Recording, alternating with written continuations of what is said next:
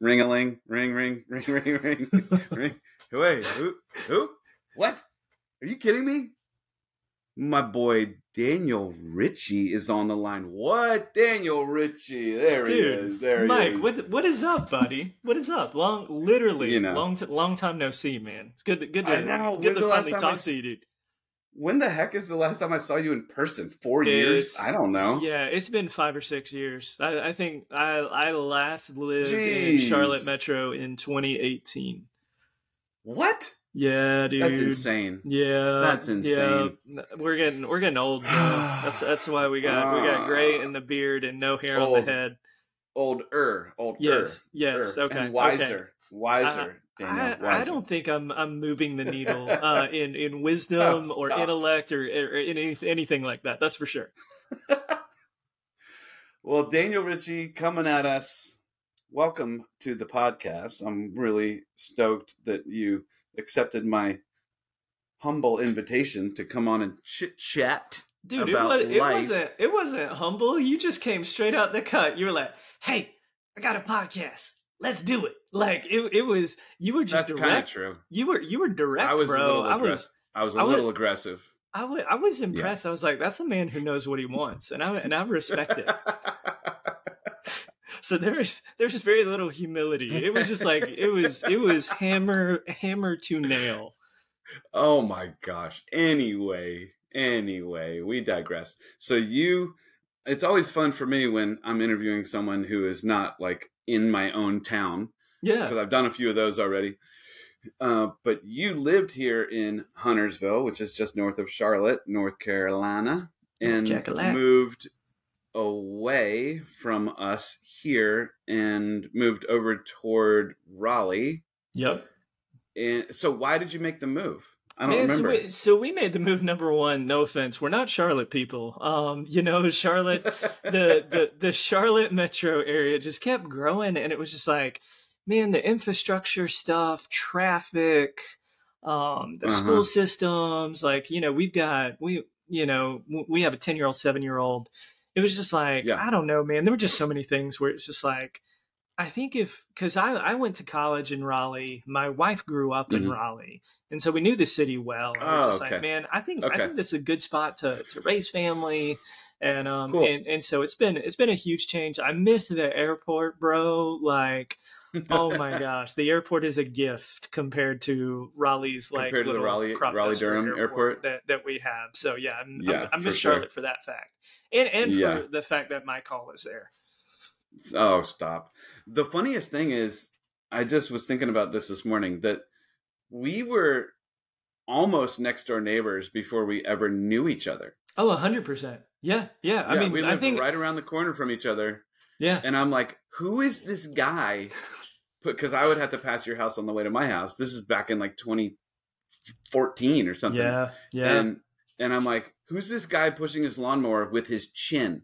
And I'm like, this guy's dope. Who is this dude? And then you'd be doing like CrossFit, running up and down the street. And I'm like, this guy's no joke. And then we met. And I'm like, that's awesome. Oh, man, 100%. Because I know I was the same deal. When I figured out who you were and where you lived, I was like, dude, that's crazy that we're like 6 doors down from each other.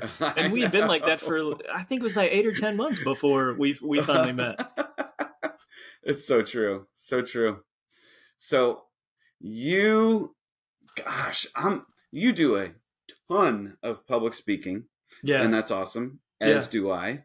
And I'm curious, just as a little quick story, what was the first opportunity you ever had to actually speak in front of a crowd in the capacity of, this is official, and Daniel's got something to share? Like, how old were you when you first had that opportunity? 16, man. My first really? Paid gig. I was 16 years old. It was New Year's Eve. Y2K. So it's like me and my dad, we go down to we go down to South Carolina for, it was like this big youth event of like 400 students. And me and my dad are like, all right, I'm gonna I'm gonna go speak, and the apocalypse is gonna happen, like all in the same night. Like this is bizarre. But Yeah, yes, but I spoke. Y2K, baby. Yep, I spoke in Fort Mill, South Carolina. Y2K. That was my first paid gig. And good grief, Wow. that was 22 years ago now. Yeah. And how Yeah. did it go? Was it amazing? Did you No, blow I people's wanted to. faces off? I wanted to Like, was it throw. like, I wanted to throw up everywhere. I think I sweated my body weight out. Knees knocking, bro. Like, I mean, yeah, truthfully, I'm not a natural communicator. Like that yeah, moment right there, like it literally almost broke me. Like yeah. I almost got to that point where it was just like, this was Mm-hmm. not great. I don't see any way Mm, forward in this. I should just hit the reset button. And so our whole drive home yeah. that next morning when dad took me home, it was just like, Uh-huh. man, he's like massaging like my ego, trying to like stitch my pride back together. Yeah. Wow. Wow, wow, wow.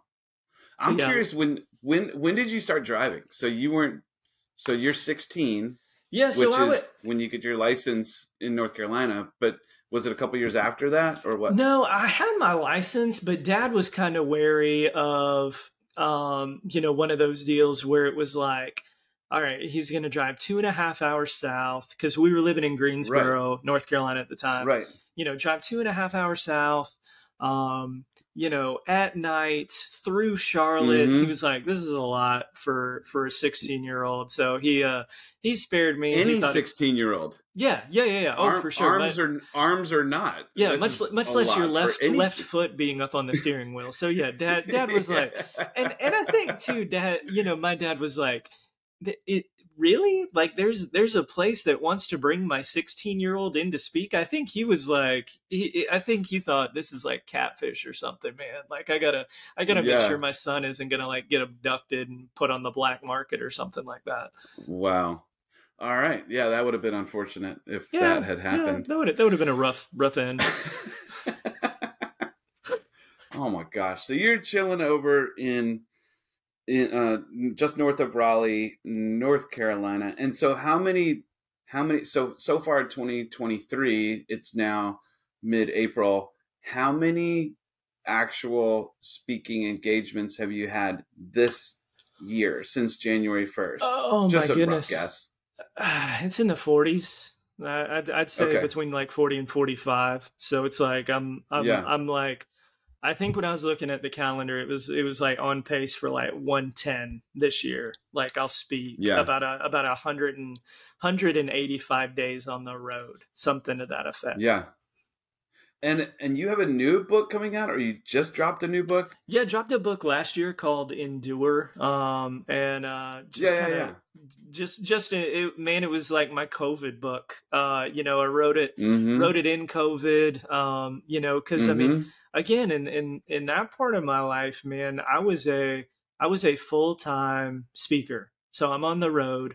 COVID shut me down for 7 months, and I'm Mm-hmm. just sitting here going like, well, what do I do as a speaker when I can't speak? And so truthfully, like, here's a guy not being able to provide for our family. We're a single income family.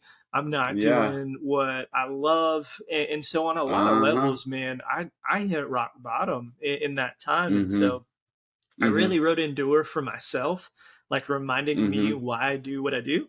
Mm-hmm. And then once I got done writing it, I was like, man, this might be good encouragement for everybody else. So Yeah. I ended up pitching it to a publisher, and yeah, it was out there in the wild, like I think like 16 months later or something. I love that. Yeah, man, it was pretty neat. I didn't see that one coming. That's so cool. Now, when you write, do you mostly use talk to text? Nope, two big toes. So I'll take like my laptop's So you up on mostly use your toes to type. Yep. So like Because I do talk to text and I love it. Yeah. Well, the thing is for me, like I grew up in rural North Carolina. So I'm a little bit of a country bumpkin. And so like the way I talk is not remotely educated enough to match up with with like a book. You know, if I did talk to text Yeah. for a book, people would expect the cover to be paint by numbers or something, man. I mean, it's just like, it would be so That's funny. bootleg. So yeah, I do. Uh-huh. I'll put like a Bluetooth keyboard on the floor, and so Yeah. like I typed both books. I type all my blog stuff. I just use the Bluetooth keyboard on the floor, two big toes, Heck yeah. typing away. So it works Yeah. out all right. There you go. Yeah, Do man. you have you found a keyboard that's like more advantageous for you, or is it just straight up like a keyboard you got at Walmart or something? Yeah, Or have I you mean, found one that's like super like helpful? no, I just ordered this off of Amazon, and like the only, Mm-hmm. I don't know, the only outside of the stereotypical is it's a keyboard and a trackpad in one. So like there's a Yeah. trackpad over to the side, and so that way, Yeah. you know, I don't have to use like a mouse on the floor or anything. I can just, you know, swipe and click on one side of the keyboard, and then, you know, Yeah. the other part of it is for typing. So, but it's, dude, it's small Fantastic. enough. It's small enough. It goes in my backpack with me on the road. It's not clunky. Nice. So it works out really, really well. Heck yes. Daniel, we got to dive into your moment, because Yeah. I'm like a kid in a candy store right now, wanting to hear this story. But and then we'll dig into it, and we'll talk about, even in hindsight, what do you think about that moment now? But let's capture a little bit of, so you were how old when the moment went down? Like 18 maybe? No, so the moment went down. I had just turned 20. Oh, you're out of high school at this point. Yeah. I'm out of high school. Got in you. college. Got you. I had just finished my junior year of college. Okay. So I was studying philosophy and religion at a small little school in Raleigh, and I worked at a camp in the mountains of North Carolina. It was like a high adventure camp. It's actually the shirt I'm wearing, believe it or not, Yeah, Snowbird. Uh-huh. And so dude, I'm big into the outdoors. And so when I'd come across this camp and they do like skeet shooting, paintball, rappelling, rock climbing, rafting, it was like, I'm like, you're Riding speaking my love ATVs language. and- Yeah. So it's like, I started working there in, goodness, it was 2001. So I started working there when I was 18. And so, you know, this was my third summer, and yeah, I just show up. That's kind of that's the lead into the moment, I guess. Yeah. So you, at this point in your life, had you ever dated? Yeah. Oh yeah. I dated quite a bit. Especially through easy. So yeah. Easy there, playa. And I mean, that was the thing, man. Like, truthfully leading into this, I'd really gotten to the point, especially my junior year of school, a few relationships that had not gone according to plan. And honestly, I was just like, dude, I'm done. Like, I'm done with the drama and the heartbreak of just like dating and trying to find the one. So truthfully, like at the beginning of that school year, I was just like, whatever. Girls, you know, I'll figure that. I'll figure that out when I'm 30. You know, I was just that was not on my radar. I was like, let me just finish school, knock out my academics. Honestly, at this point, I had already started saving money and planning out. At the end of my senior year, I was going to backpack through Europe. And so I'd gotten all the gear. I'd planned it out. I was going to start like British Isles, work my way down through Europe, you know, taking advantage of their ferry system, their train system, stuff like that. Man, I was going to live it up. Like your boy had plans, and Heck yeah. Shows you what my plans sister did that. I never did that, but my sister did that. So you get to Snowbird. You're just kicking it. You got some homies there that you're like, oh, you're back this summer. What's up? Probably some familiar faces, familiar territory. And then walk us through the next. So you know what the funny thing is also leading into the summer, one of my college suite mates happened to grow up with this girl named Heather. who had, leading into that year, she had also applied to work at this camp. And so he found out, he's like, hey, bro, my friend Heather that I grew up with, man, she's going to work at this camp this summer for the first time. Yeah. Keep an eye out for her type of deal. And I was like, all right, I got you. So my first day there, I see this really tall blonde girl, and I figure that's her from how my friend Tyler described her. And so I was like, all right, I think that's Heather. Yeah. And so go over, man, we started talking, and it kind of like fell flat, bro. Like it was not fireworks at first sight. Like it was just kind of like, oh, you're Tyler's friend. Oh, you're from Raleigh. Yeah. And then it was like we didn't talk for like, I don't know. Okay, 2 weeks. Cool. See you around. Yeah. I mean that was literally how it went. Like I think when I saw her, I mean, because truthfully, I mean you've seen her, man. I outkicked my coverage, bro. Like she's really pretty. She's got her junk together. She's talented. I'm not pretty. I have zero talents, and I've never had my junk together. So it was definitely we were mismatched on a lot of levels. But yeah, man, I think even though we fizzled, we had to work together at different points during the summer. And so, dude, it just started to click, man. Like I started to hang out with her. I was like, man, this chick's kind of funny, or man, this chick's pretty wise, or they were just different things where I was just like, there was definitely building interest for sure. And where I had once shoved off this whole like girl thing off of my plate, man, things were starting to change. That's for sure. Yeah. Isn't it cool how things come into your life a lot of times when you decide you're not going to be looking for them? Yeah. Oh, 100%. And then it's like, because I mean, dude, it's like also at the end of the day, like, I mean, I think part of it, like why I had kind of pushed off the whole, dating thing, because I thought, who wants to sign up for this? Not only, I mean, it's like, yeah, sure, I'm not a good looking man. But I mean, too, it's like, man, the whole armless thing, it truthfully comes with a circus that orbits around me. It's like, we've been out to eat before. We've gotten coffee, and it's like, the stares I get, the looks or the low key iPhone camera photos. And I was like, who wants to say yes to that for the rest of their life? Right. And so honestly, like, I think part of it was like me just being frustrated, but part of it was this realistic thought in my head is there's not a girl out there that would be willing to sign up for the chaos that I am. And so, yeah, I think as this interest started to build, I was just like, man, I don't know. I don't even know.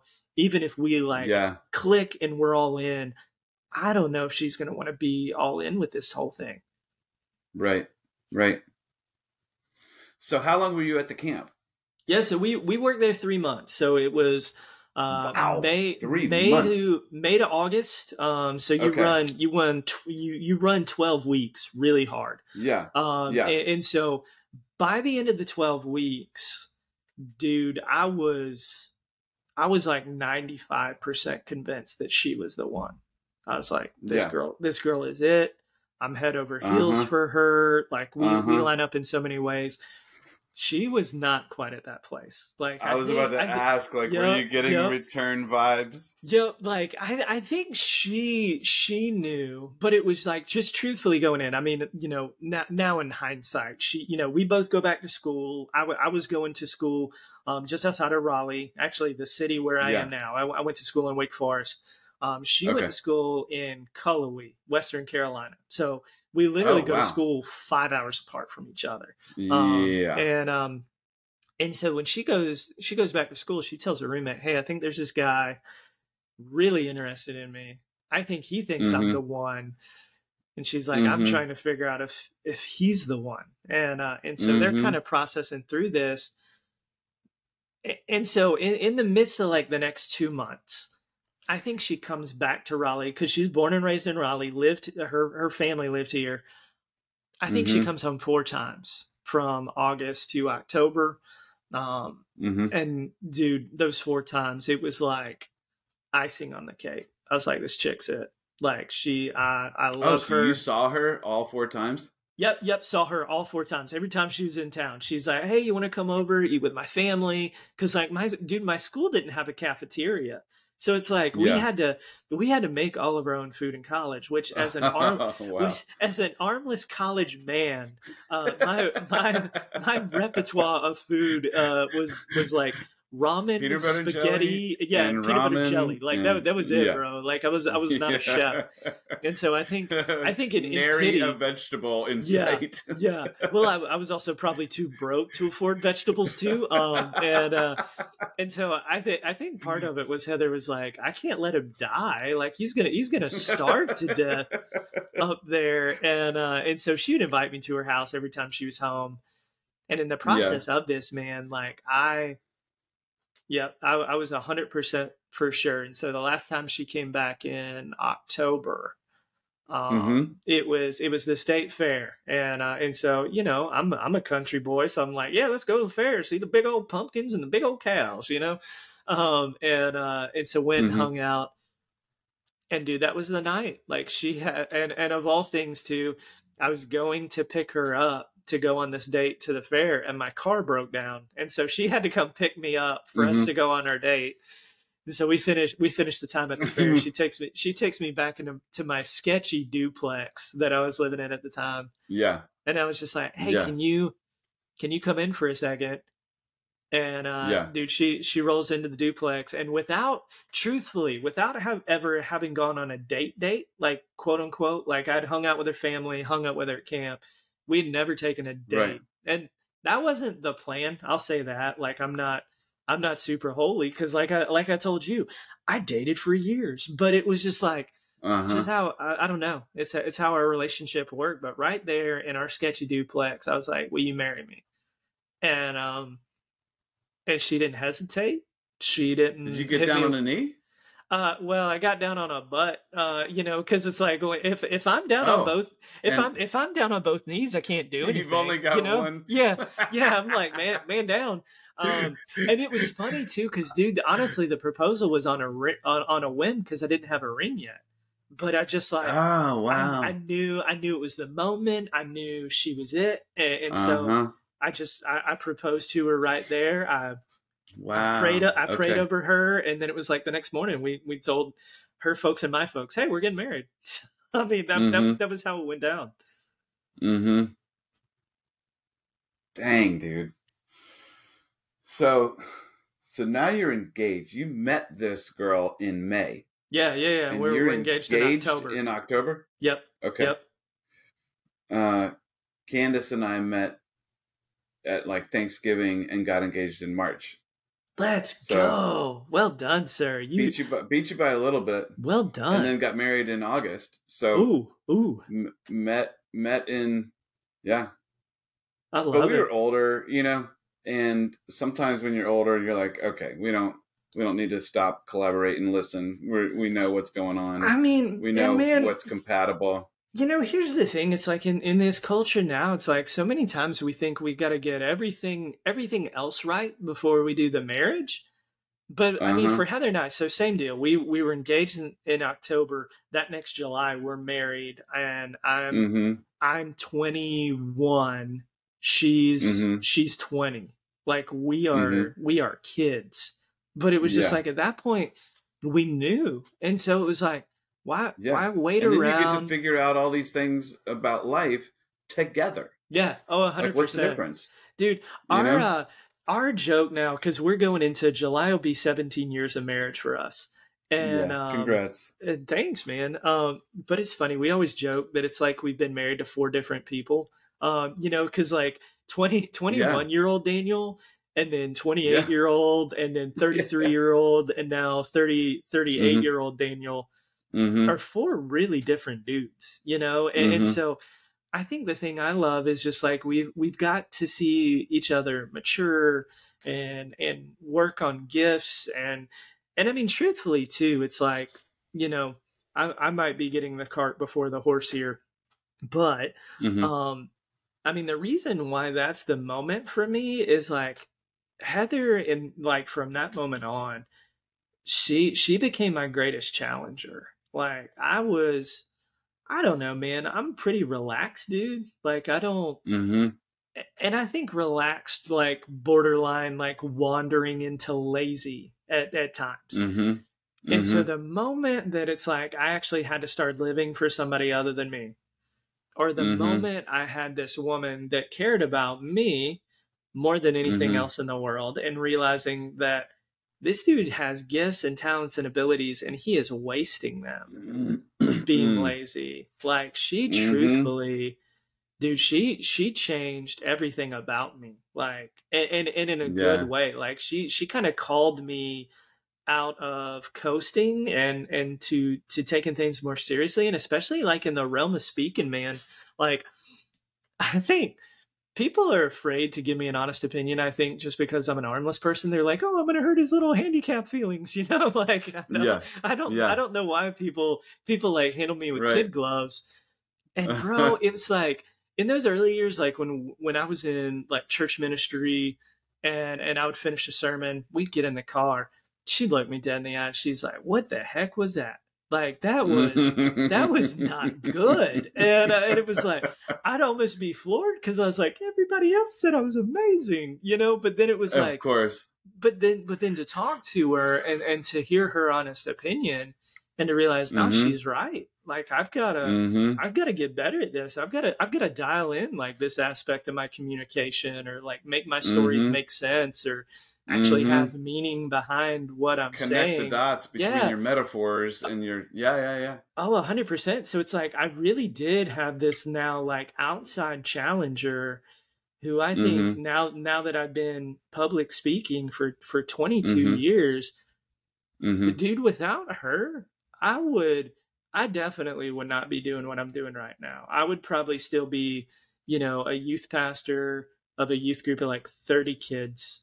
Which Mm-hmm. is not like, I'm not saying like that's a bad thing. Of course. There's I know. so many I know. dudes I know that it's like they literally are changing kids' lives just because of their investment.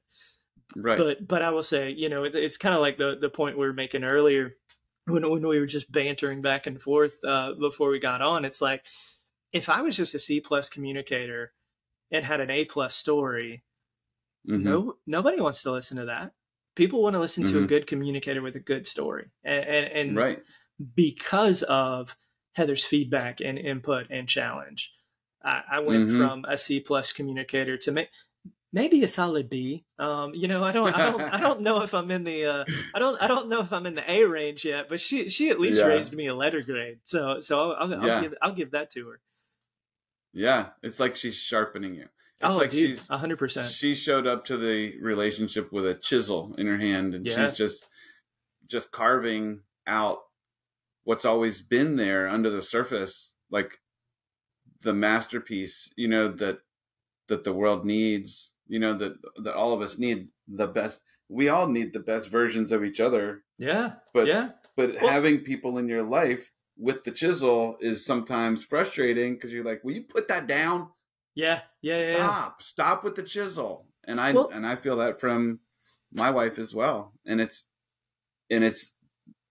a total blessing, you know, but it's hard to see it that way sometimes because it does hurt. and you'll always hear the analogy of coal to diamonds, right? What gets it Mm-hmm. from point A to point B? It's pressure. Pressure. And so Lots of pressure. yeah, and so Yeah. not that like it was a good pressure that Heather applied, because it's like she knows me better than anyone. She knows what I can do, Mm-hmm. and she would see what I was actually putting out there, and she would put the pressure on to be like, you're Mm-hmm. not walking in like your God-given potential and giftedness. You Right. gotta step it the crap up. Yeah. And that, dude, that pressure, I think alone Yeah. is why I am where I am. So good. All right. Here's what I want to know as we come in for a landing here on the Moments That Made Us Yeah. podcast. I want to know, what is one thing that you, since you don't have arms, like that you do that you're the most proud of? You're like, you know what? the heck with you guys, I know how to do the floss my teeth, or something that's just like cool that you're proud of. You're like, you know what? I figured it out. Man, I think especially now that we have the advent of Apple CarPlay, in our vehicles now. I mean, number one, I think just that I can drive, like I drive a normal car. No special attachments, no helper monkeys or robots or anything like that. Like, it's just a normal car. But then it's like, especially now that I have to spend so much time on the road or traveling to engagements and stuff like that. Dude, a lot of my calls are in the car, or a lot of my texts and emails are in the car. You got hung up for a second. So I can, quote unquote, text from the car thanks to Apple CarPlay. But it'll blow people's minds that it's like, not only is this dude driving a vehicle with one leg, but he's also communicating to other human beings while he's doing that. Like, I don't know if this is a good idea. Like, that probably is one of the things where it's like, yeah, your boy can multitask and it works out all right. So I think I'm pretty proud of that one. I love that. Yeah. I love it. Daniel Ritchie, where do people find you online if they want to bring you in to speak for their organization or their group or their church or whatnot? Like, where do people find you? Just give yourself a little shout out real quick. Oh, I appreciate that, man. Just go to danielritchie.com/speaking. And there's a speaking form right there. It'll send an email that'll go straight to me, and we'll start the conversation. But you can also check out my website too. Make sure I'm not a serial killer, or I actually have more meaningful things to say than possibly what you've heard in this podcast. But hopefully I said something encouraging or challenging just in these few minutes. For sure. And then also, if they want to get, but you have 2 books now, right? Yep. So on Amazon, either one. Yep. The best place to go is Amazon. My first book is My Affliction for His Glory. So that's basically like my story. Just kind of like what I've been through from birth until now. Heather's got a couple chapters in there, for sure. So it's not just my story, but our whole families. And then my second book is Endure. And so that book is just like building faith for a long run. It's kind of just the subtitle. And so it's just like, man, how do you live out a legacy that's way bigger than just you?